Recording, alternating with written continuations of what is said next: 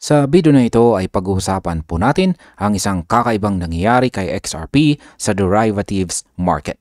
Sa isang trading hour kamakailan, nagpakita po siya ng unusual liquidation pattern na halos walang katulad sa ibang cryptocurrencies. Base po sa CoinGlass data, umabot na sa $128,430 ang total liquidations at lahat ng ito ay mula po sa long positions. Ang short liquidations ay umabot sa $0 na sobrang kakaiba sa active market. Ito po ay nagtataas ng tanong sa ating lahat. Bakit ganito ang reaksyon ni XRP? At ano ang ibig sabihin nito para sa atin bilang mga traders at holders sa kasalukuyan? At yan po ang siyang ating pag-uusapan sa video na ito at simulan po natin sa ating unang katanungan kung ano po ba ang nangyari sa liquidations ni XRP. Sa data po na ipinakita, halos lahat ng leverage ni XRP ay nakaposition sa bullish side.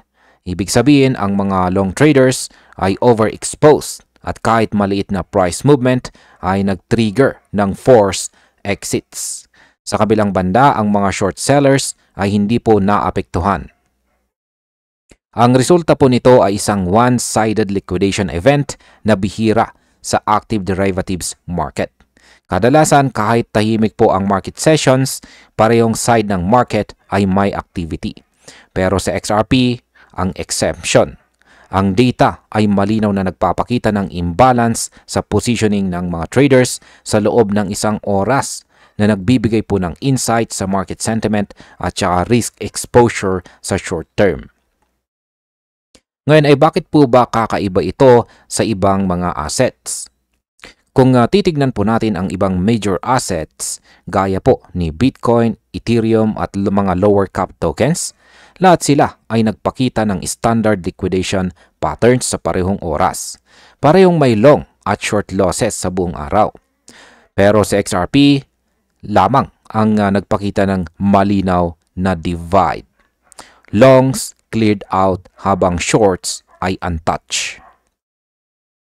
Ang kakaibang pattern na ito ay nagpapakita na ang market positioning ng XRP ay concentrated sa long side. Kapag ganito po ang imbalance, nagiging prone ang asset sa mabilis na liquidation kahit maliit ang price swings. Kaya para po sa mga traders at hodlers, ito ay nagbibigay ng critical insight sa kung paano po nakatutok ang leverage at saka risk sa market. Ngayon, paano naman po nag-react ang presyo ng XRP sa kaganapang ito?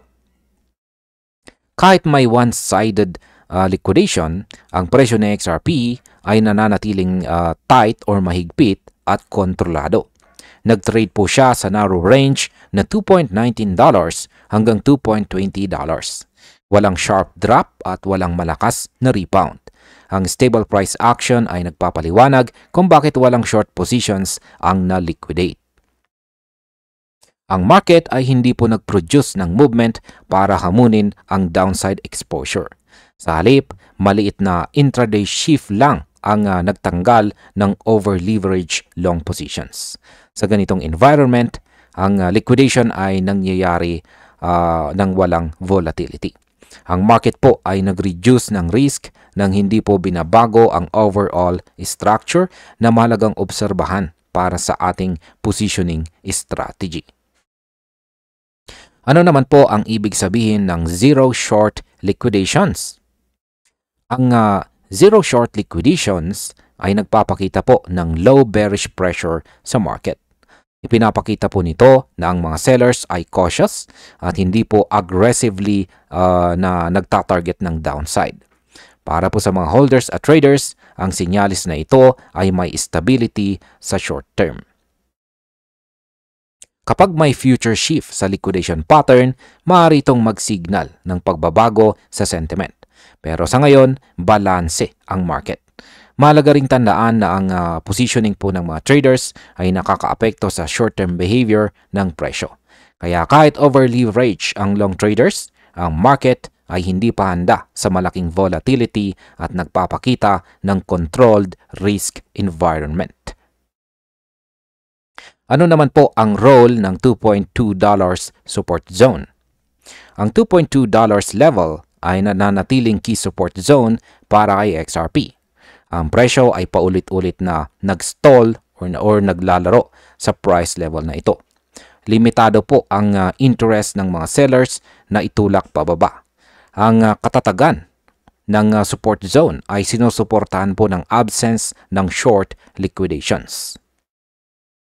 Kapag tumaas ang demand at nabasag po ang resistance sa $2.23 to $2.25, posibleng mabilis ang pag-akyat papuntang $2.30 to $2.34. Sa kabilang banda, ang pagbaba po sa ilalim naman ng $2.17 ay maaring magbukas ng daan papuntang $2.12 to $2.14. Ito po ay nagpapakita kung paano po nakakaapekto ang liquidation patterns sa short-term price action ni XRP. Ngayon ay ano po ba ang natutunan natin dito sa kakaibang pattern na ito? Bilang mga traders at holders, ay dapat mag-observe po tayo sa positioning at leverage concentration.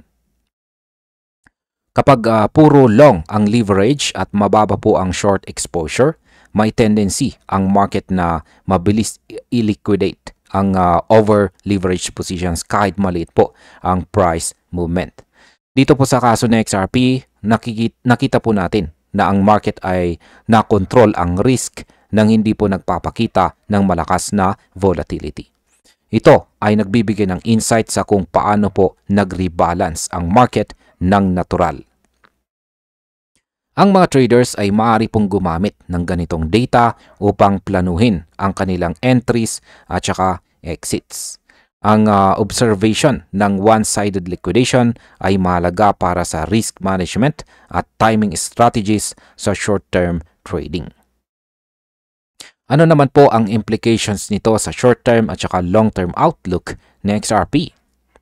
Sa short-term, ang stable price despite forced liquidations ay nagpapakita na may resilience sa XRP.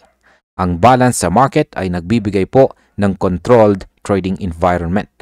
Para sa mga long-term holders, ang low bearish pressure ay maaari pong indikasyon ng strength or lakas sa positioning at saka accumulation. Gayunpaman, ang future shift sa liquidation patterns ay pwede pong magbago ang short-term sentiment at maging trigger para sa next price move. Para po sa atin bilang mga traders at hodlers, ang mahalaga ay i-monitor po natin ang liquidation events at saka price support zones. Kapag ang market ay may consistent low volatility at strong support, maaari pong maging foundation ito para sa future growth ng XRP.